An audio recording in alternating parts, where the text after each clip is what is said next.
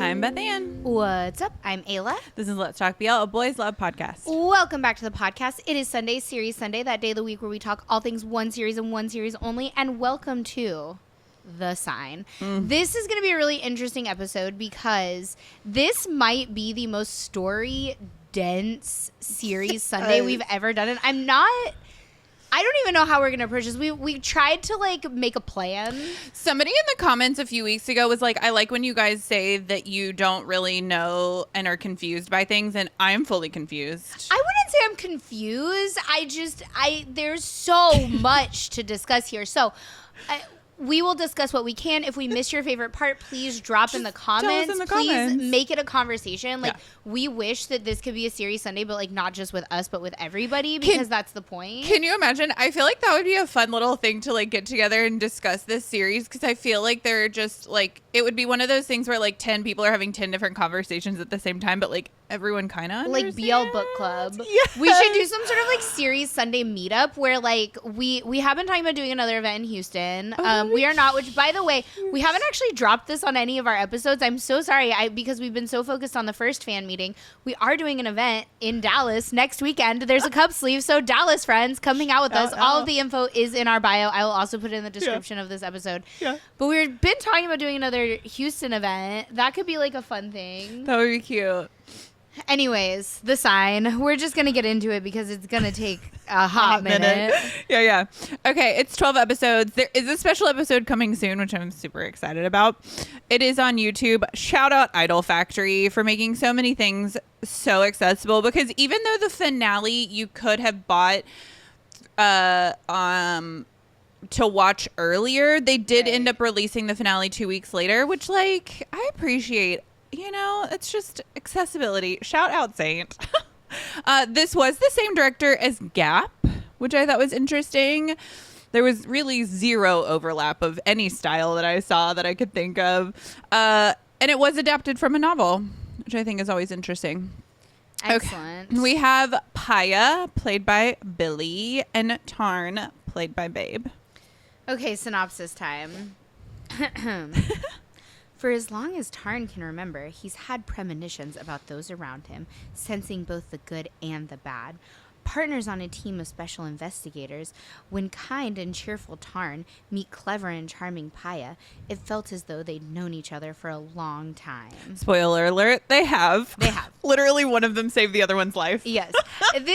Classic, low frequency? Thai K-drama.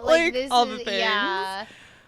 I mean, where do you start? Yeah. The synopsis. Okay, here's the thing. And I was thinking about this when that first line was Tarn has had premonitions for as long as he has known. This doesn't feel like a one single person or one single couple show. I feel like there are so many characters and so many stories and so many things that it gives enough time to the Paya Tarn of it all, but I don't feel like the other storylines get their glory and get their moment throughout the entire thing. So Billy Babe did a great job leading this series, but I felt like I enjoyed the interspersing of literally 100 other people. Yeah, this reminded me a lot of City of Bones, Shadowhunters, the Shadowhunters TV show. Yeah. This reminded me a lot of the Shadowhunters TV show, just in the way it was done, in the way that there's so much going on, that there is a little bit of romance, but it's not really the main focus, but it is the main focus in the book, because of course Shadowhunters is based on a series of books. Yeah. That are very problematic. Actually, please don't support that author or those books, or look into the origin of those. I just don't recommend it. You read those books? I read the books. Yeah. I read the books before I knew. And then I found out, and I was like, "Oh no, I've made a great mistake. I made a huge mistake." Yeah. And then no, there's way more to it than that. There's way more to it. As in, a book series that becomes popular that then the author is problematic. No. This began problematic. Oh, okay. Was problematic in the middle. Is problematic in the storyline. If you read the books, again, I just don't recommend it. I don't really want to get into it, but I really don't recommend it. Shadowhunters podcast.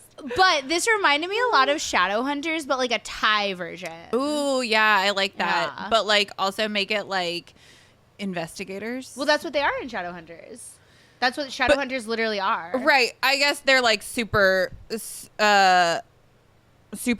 world investigators. Yeah, they do that in Shadowhunters. But this is like real world investigators. Yeah, they investigate real world crimes. Like Luke, the werewolf. But right? they're like, not police officers. Yeah, he's a police officer. Oh. And they help with cases. Yeah. I remember. Yeah. Now it's coming back. Because I really did like that series.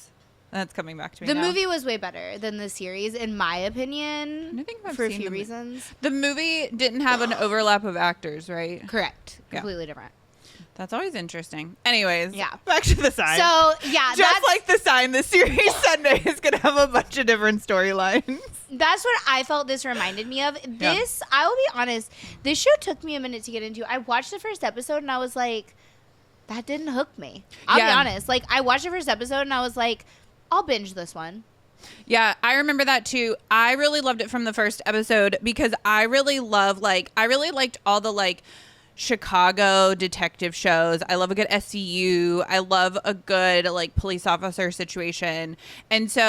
And I love Kauna. No, I really like it too, but Kauna's not in the first episode. He is, yeah. When? He is him and Billy get into a fight when they're doing that training. Oh, right. He's in it for a second. Yeah. That's okay. And he's causing a whole ruckus at the where they go eat, and they have that chase through Bongsan. Right. So basically, I really like procedural dramas, but the problem with this one for me in the first episode is essentially nothing happened and nothing is explained. Right. And every time it was about to get interesting, all of the interesting stuff went away. Right? It would get interesting for 2 minutes and then it would go away.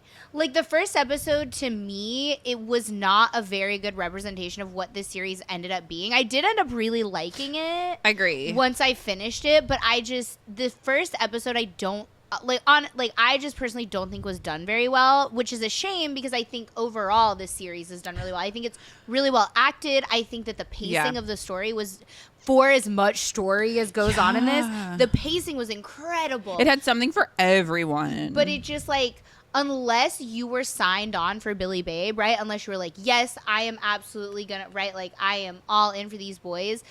To me, the first episode was kind of a letdown in terms of I think the hype and the build-up, because I was so hyped for this show. I remember when it got announced. I remember the promo images. I remember everything.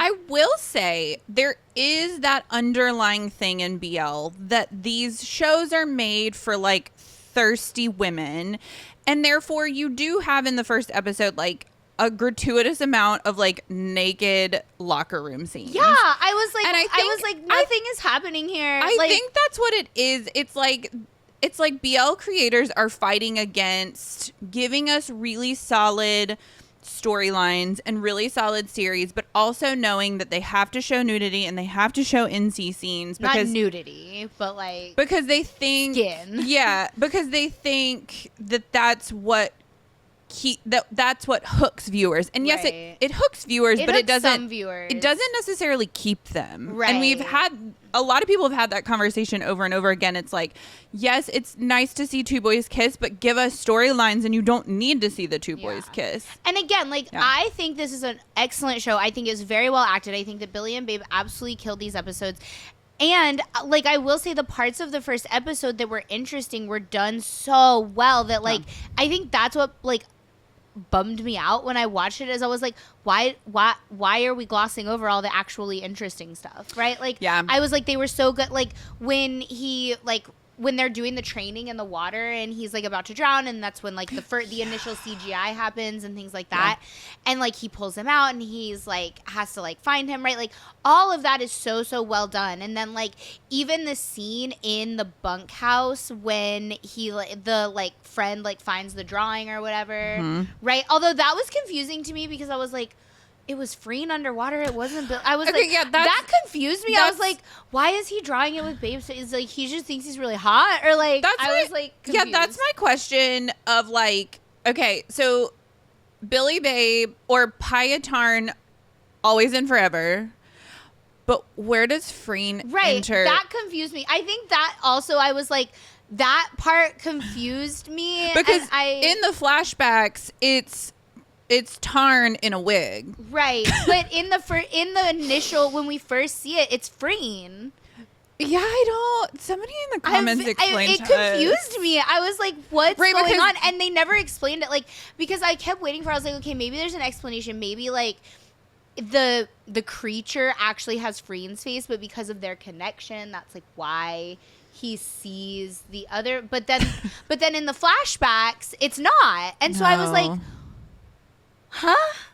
Is she like the spirit? That's what I was thinking. Is like she's like the Babe's character. She's the Naga. Right. That's what like. But I don't understand why. Where she factors in. Yeah. Like, why is it a different face? Like, why not just use Babe? I just don't understand. It would just confuse me. I think because it's. And like I could just accept it. I could just accept it and move on, but I can't stop thinking about it. So because there are just so many pieces of this story that you're like, yes, huh? Well, and because I'm like, wait, did I miss something? Did they explain it? Like that is one of the things about having a show that has such intense story is like, I feel like we'll ask this question at the end of like, would you go back and rewatch this? Like, this is one of those where I'm like, I need to. I have to. Like, not necessarily because I want to. I do want to, but like because otherwise, I genuinely think like I don't get it. No, or like not that I don't get it. I get it, but that like I missed something. Like I feel like I missed things. I agree because like you have the like through storyline of like the police officers who are investigating a drug cartel. Yeah. Or like a mafia ring. Right. The whole mantra of it all, right? Who are also the reason why Tarn's parents have died, but it's because of like the underlying Naga Garuda storyline of it all and like fate and destiny. Yeah. But then on top of that, you have them investigating other things. So you have the first investigation where there's like a murder. Yeah, you have, it's like any other sort of like crime procedural where they have like a different case every episode, which I think is really cool. Yeah. Yeah, and I will say, speaking to the whole like Naga storyline, I thought this was fascinating. This is the first time I've ever seen this kind of like Thai folklore in a BL. And from what I've heard, you see this more in like traditional licorns in Thai. That's cool. And I just think it's really cool because it gave me the opportunity to like learn about like a new part of like Thai folklore that I had never really seen before. Yeah. And so it was really, really interesting. And I love that kind of stuff. And so I thought that was really cool and like definitely like a new, fresh thing to do when like at this point, almost everything is recycled, right? Like there's a formula. And even though this sort of did follow the BL formula, it had like a very, very, very different like tilt and spin. Yeah. It was cool. Speaking of that, fun fact, Thailand chose the Naga as their national symbol in 2022. Cute. And like Indonesia chose the Garuda. So like Indonesia, Thailand beefing. Maybe. I don't know.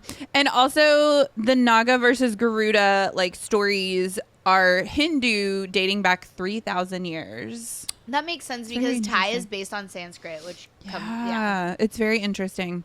Like the Thai language or like the Thai script comes from Sanskrit. Yeah. Yeah, I liked this. Yeah, this series gives you a lot of like things Thai and otherwise that like you could go deeper in if you wanted to. But for stories based on a novel, I felt like the series gave you a good amount of explanation and storyline and description, because we've talked about this before too. It's so frustrating when a series doesn't give you all the information you need within the series.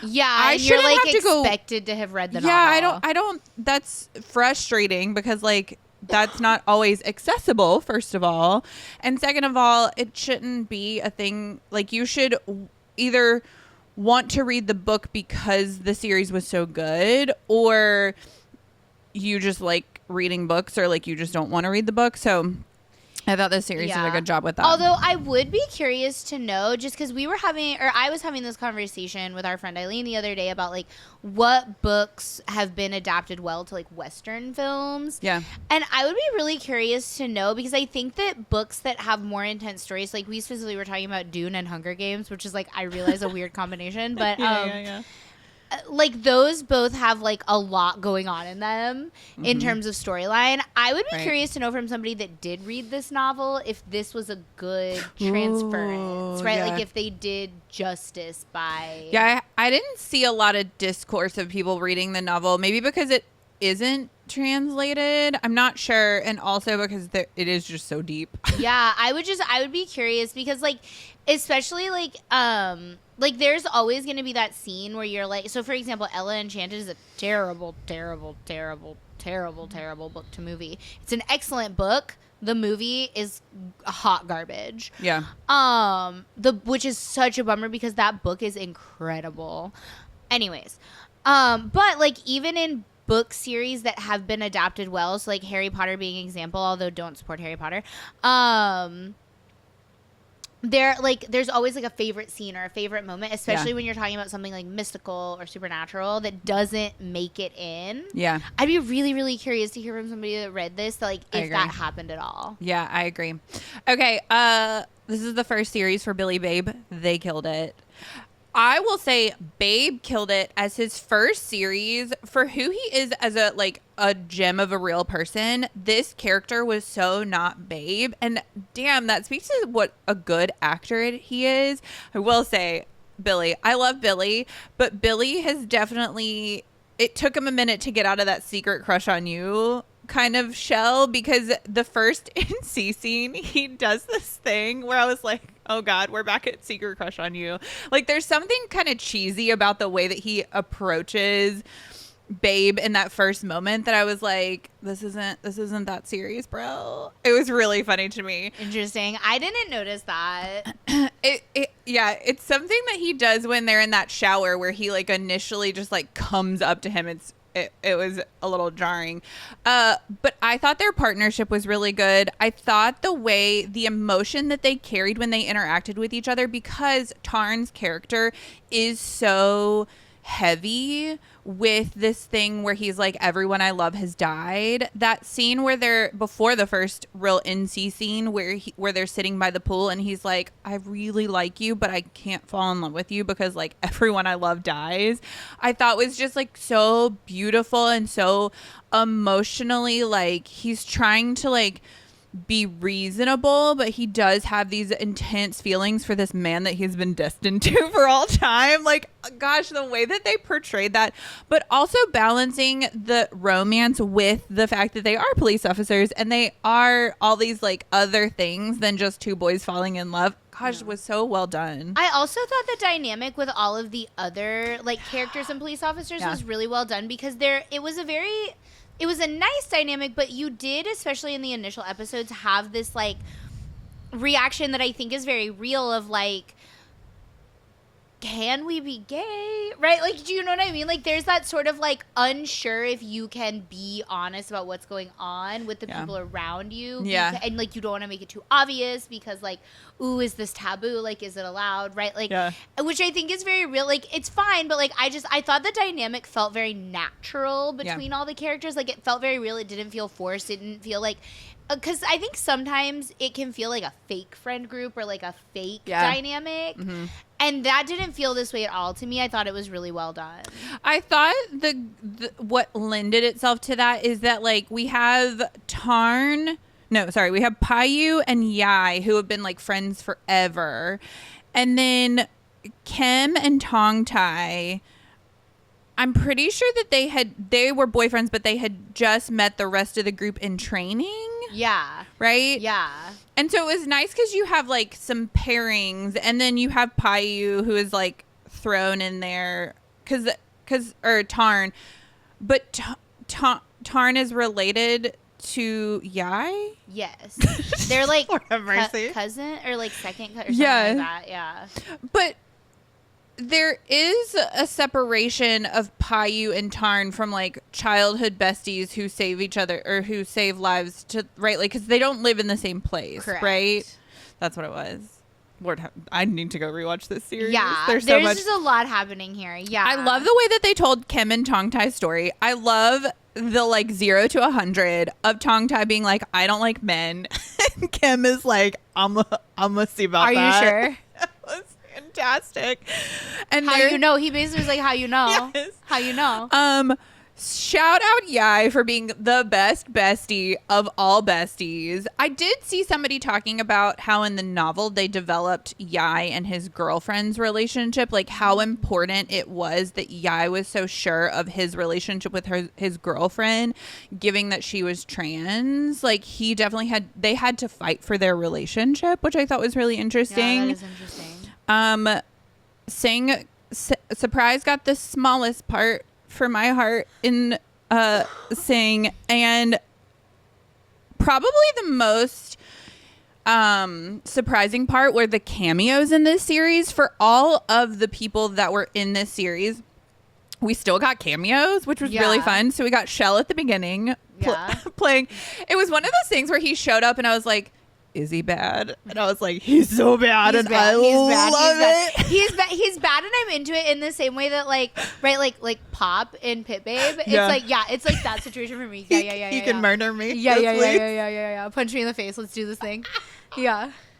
We got off fun a little behind the scenes. We got off of that interview with Shell and Det, and we were like, damn. I know. We both were like, they were just so beautiful. We both were like, those are the two most beautiful people I've ever spoken to. And the sweetest and nicest and cutest. You know, but and they were so nice, and they were so, and like, to be fair, like we really held it together because I think we both realized like when they popped on that screen, we both were like, oh, holy shit. Because if you watch Playboy, like they're attractive, right? But you don't realize just how like truly stunning these two are. Yes. Like they are truly like the definition of the word gorgeous.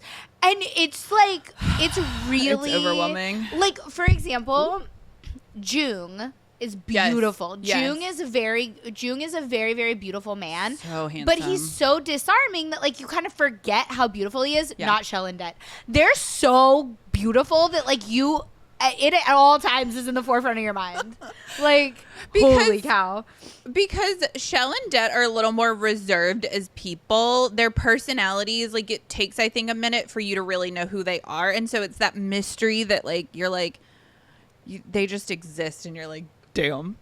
Yeah, you're just like, okay. Okay, the other cameo we got was Nat. That storyline with Art and the art was really interesting. I love Nat as an actor. He's popped up here and there through different things. And yeah, the way that they played that storyline, everyone was just like, I remember the conversations around that storyline being like, oh my God, like just utter shock and like awe of like how well Nat played that storyline and those characters. And like also that storyline was really confusing because like Art was like having an affair with this guy who is getting married, but like the woman was kind of controlling the situation. Right. She's like, it's fine. It's very confusing because she wanted the art. I mean, more power to you, girl. If you're like, yeah, for sure, you could go bang who you want. Like, and I'm cool. Like, sure, more power to you if that's your relationship dynamic.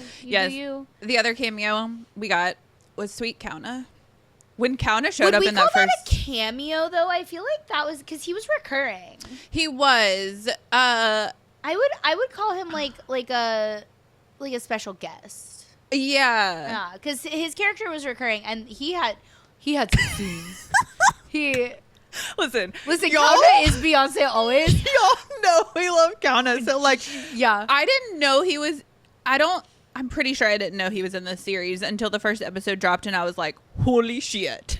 Like, oh my God. And the best part was, okay, so in the first episode, we have him being like a jackass. He's a full dick in the first episode, and I was like, yes, please. And then it comes... Again, punch me in the face, let's do this thing. And then come to find out, he's a good guy who has been like... He's just going through something, you guys. Yes, who's undercover for the like lead guy, or for the like the lieutenant. Yeah.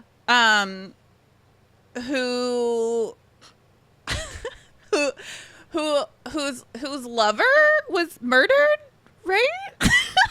It's so confusing. There's so many things. Who's somehow related to to Tarn's dad, right? Or whose lover was related to Tarn's dad. I'm sorry, just hearing you spiral trying to explain the storyline. It's so complicated. Somebody in the comments 100% will find this episode. Oh my god.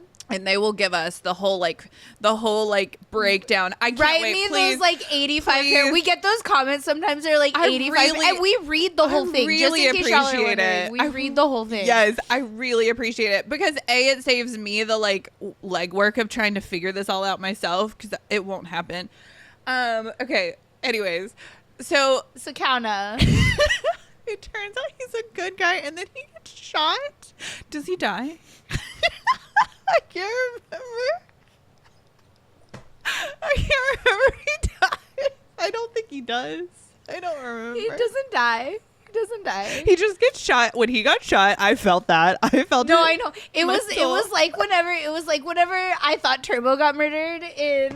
Oh my god! Like I was fucking shook, dude. And the same thing, like when he got shot, I was like, ain't no way. I was like, ain't no way. I was like, I'm going to Thailand now. I like call Idol Factory. I'm like, I demand to speak with Saint. Like Protest trucks. Sorry, Om Nanon, I'm taking your protest truck. Oh my I will buy every protest truck in Thailand. I mean, that would be peak, is to have protest trucks of the characters. Like, you're Right, so you're upset, so upset about for the the character. characters that you're like, I must protest this storyline of this show, this one episode of this show. For like a special guest, like not even a Oh full, my god. Oh, that was so fantastic. Yeah, Count is great. Hang was also in this. Last but not least, Sweet Ma, Yeah. played by Hang. Yeah. I love Hang. I think he's such an interesting actor. He had to play a lot of different kind of like roles in this. Again, I don't fully understand like what they kept him. He was the through line. Yeah, he's also recurring. So he played as in like in the real world he was Hang. In the mystical part he was the Garuda, but he was still had his face. Oh, yeah. Right? I'm telling you, why did we involve Freen? Just like because we thought she'd look pretty underwater. She did. I mean, but I guess literally everyone in Idol Factory has to play in every series. Becky wasn't in it. Oh, right. Justice for Becky. I'm so sorry.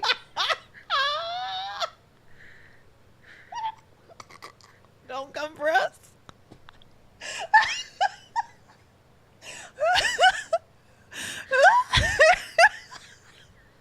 Oh my god. I'm so sorry.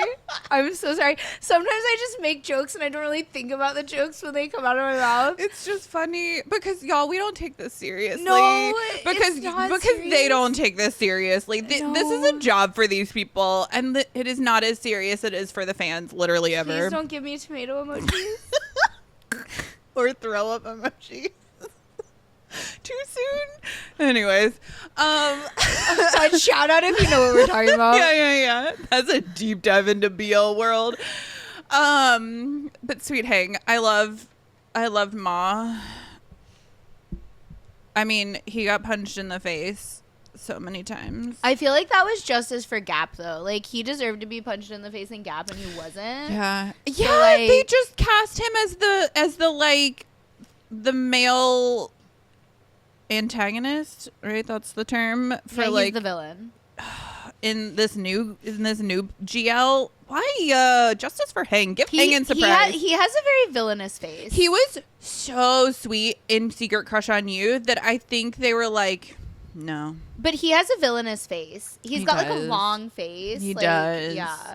But he's such a good boy. He is. But like they say the nicest people play the best It's villains. true. Yeah. Just like Kauna. What Kauna about- murder me. Yeah. I don't know if I would call Kauna like a nice boy. Like he's not mean. I'm not saying he's like not nice. I'm saying he has like a vibe to him. It's like if somebody was like, "Oh, is he a good boy?" I'd be like, We don't know for sure. "No, I don't know. I'm just saying there's a vibe. I'm just saying there's an aura." We've kept a good 6 feet between us and Kauna at all times. Oh yeah, I don't get like near him. I would never. We did once and it was It overwhelming was a and lot. never again. We both forgot how to speak. He was like, "How are you?" And we were like, "Huh." Oh, so good. Okay. Also, Saint a wild saint appears. Shout out. Yeah. As he should. I heard a lot of stories about how the creation of this series,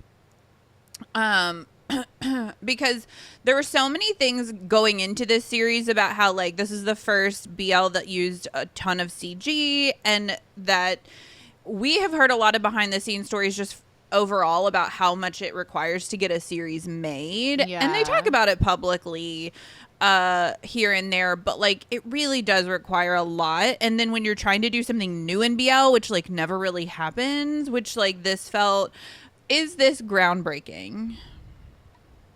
There were so many things that could be considered. I'm going to say yes because of the CGI. Because like I'm going to say no, not when it comes to like crime and procedure and police officers, because of course we have like manner of death and things like that. Right. And like, like triage, and we've got Right. stuff where that type of story has happened before. We've also already had action BLs. I will say I think this was like the most action I've ever seen in a BL, like real true action. But it's not the first of its kind. But I think the CG is what really sets it apart, and the like Thai folklore. Yeah. Like, it dove so deeply into the folklore in a way that I don't think anybody else really has ever before. Yeah, I agree. Hopefully Saint will keep giving us the good stuff. Truly quality. Yeah. Every single time.